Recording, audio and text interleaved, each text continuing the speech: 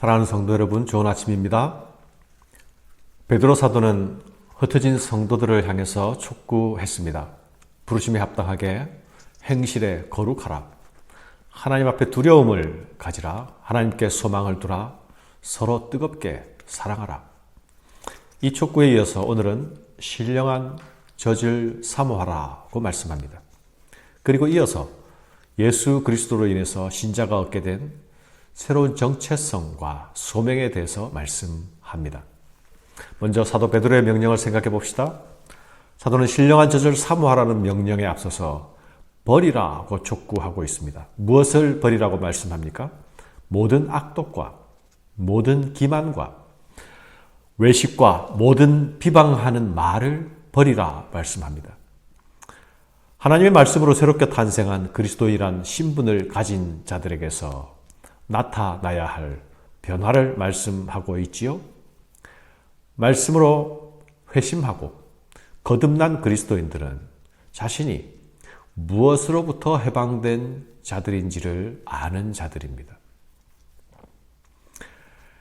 새 생명을 얻어서 새 신분을 가진 자들은 그리스도 예수를 알기 전에 입었던 옛사람의 더러운 옷들을 이제는 벗어 던져야 합니다.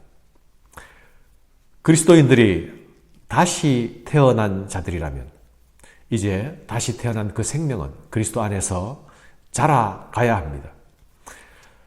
성장은, 자라가는 것은 살아있는 생명의 특징입니다. 이 성장을 위해서 반드시 필요한 것이 영양분입니다. 양식이죠. 갓난아이가 성장을 위해서 반드시 젖이 필요한 것처럼 신자의 삶에는 성장을 위한 양식이 필요합니다. 이 양식이 하나님의 말씀입니다. 성도는 하나님의 말씀으로 태어났고 또한 하나님의 말씀으로 자라가는 것입니다. 말씀 없는 탄생이 없고 말씀이 없는 성장도 없습니다. 갓난아기들 같이 순전하고 신령한 젖을 사모하라. 이는 그로 말미암아 너희로 구원에 이르도록 자라게 하려 함이라.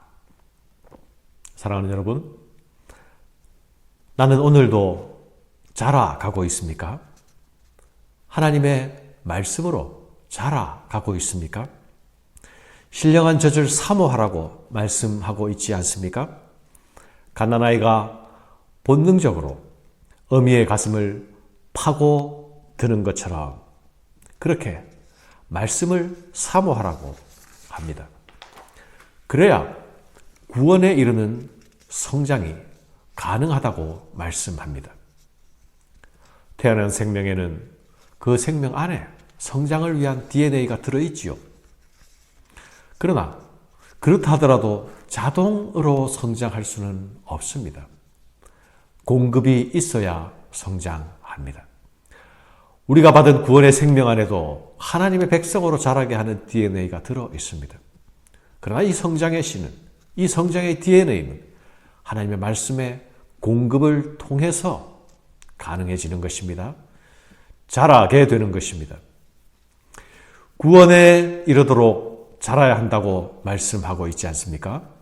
우리가 받은 구원은 생명의 탄생으로 완성되는 구원이 아닙니다. 탄생은 시작에 불과합니다. 그 이후에는 성장이 필요합니다. 우리의 구원은 믿음에서 믿음으로 이르는 구원입니다. 또한 우리가 얻은 생명은 구원에서 구원으로 이르는 생명입니다. 우리가 얻은 구원을 마지막까지 지키는 길이 무엇입니까? 완성의 길, 완성에 이르기까지 그 구원을 지켜나가는 길이 무엇입니까? 그것은 계속 자라가는 것입니다. 말씀 안에서 자라가고 하나님을 향해 자라가는 것입니다. 멈추고 가만히 있는 것은 퇴보하는 것입니다. 우리도 오늘도 하나님의 말씀으로서 새롭게 창조되고 또 내일도 새롭게 창조되어야 하는 존재들입니다. 날마다 새롭게 되고 아침마다 새롭게 되어야 합니다. 사랑하는 여러분, 하나님의 은혜를 경험했습니까? 주의 인자하심을 맛본 적이 있습니까? 그렇다면 더더욱 그 은혜를 사모해야 합니다. 엄마의 품을 파고드는 어린아이처럼 그렇게 은혜를 사모하는 자 되어야 합니다. 사랑하는 여러분, 그리스도인은 예수 안에서 신령한 집으로 세워지는 자들입니다. 내가 예수님의 전으로 지어져 가고 우리가 거룩한 성전으로 지어져 갑니다. 우리가 세우는 집의 기초와 터전은 산 돌이신 예수 그리스도입니다. 예수 그리스도는 우리의 생명의 근원이시요 살아있는 돌입니다. 우리는 예수 그리스도로 말미암아 태어났고 예수의 터와 기초 위에서 지어져 갑니다.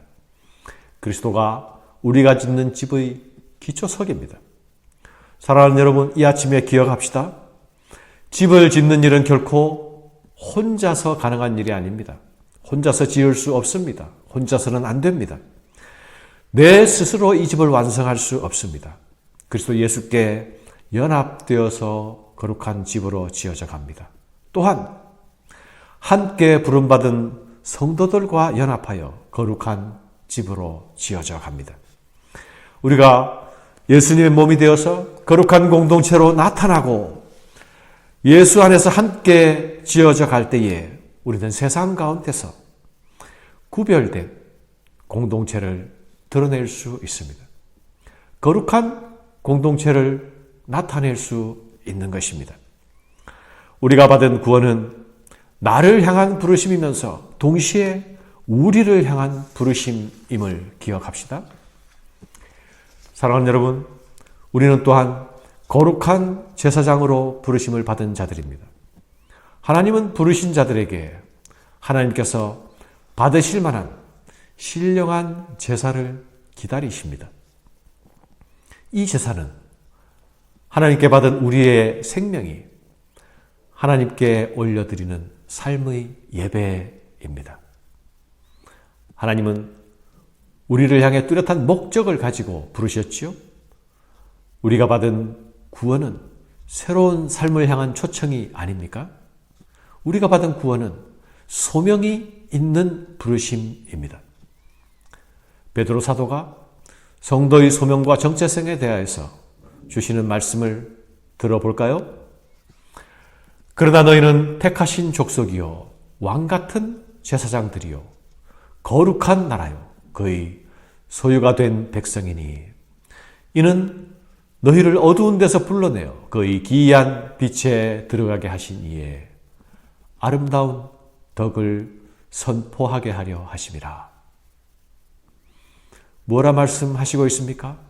우리를 택하신 족속, 왕같은 제사장, 거룩한 나라, 그의 소유된 백성이라 말씀하지 않습니까?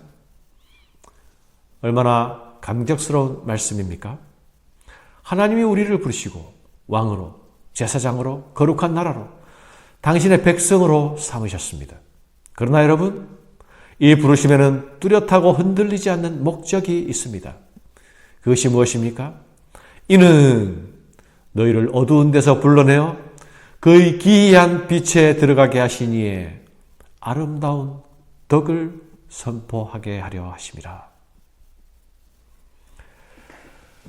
하나님의 부르심을 받은 성도는 부르심의 감격에만 머물러 있을 수 없습니다. 하나님이 베푸신 은혜의 감격이 세상을 향하여 자랑과 선포로 나타나야 합니다.